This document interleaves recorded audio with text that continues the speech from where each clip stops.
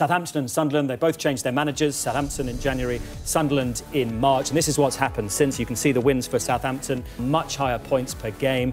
Look at the table movement, the contrast there. But the player sign's interesting. Southampton, just 3 players. They've spent a lot more money as well. So it's obviously quality rather than quantity as far as Southampton are concerned. And fair to say, a complete contrast in philosophy. I think Ellis Short seems to me to be one of those owners that sort of... I think he changed his mind. You know, I think he had Roy Keane, he had Steve Bruce, and probably thinks, I've got to go down a different direction, I've got to do this, I've got to do this. And I think he's one of those impetuous owners who thinks he's got to continually make changes. 13 players coming into a squad. What's the benefit of that? How do you actually settle a new group of players in 13 at a time, year after year? You've absolutely no chance with new managers. Do you think that comes from... I think Newcastle are pretty similar in how emotional the clubs seem. You know, the supporters, it's always... We need new players, change the manager. It always seems very up and down, those clubs. And I think sometimes the chairman, the owners, the managers, I think sometimes they go with that. You know, some of the signings you've seen those teams make over the season. How can you make that many signings, bringing so many in, selling so many players? And I sometimes think just it's those clubs, it's just the way they are, the way they run. You've never looked at those teams in the North East and thought it's a settled club, everything's steady, everything's going well. And I think a lot of it is that, in the decisions that they make, even at boardroom level. And they play each other on Super Sunday. It's the derby. Is that the best possible timing as far as Sunderland and Poyet are concerned, or a game he just doesn't need at the moment? I think he does need it, because there's one thing they won't lack, is intensity in a derby game. The worry then would be, who knows how the game will go, the score will go.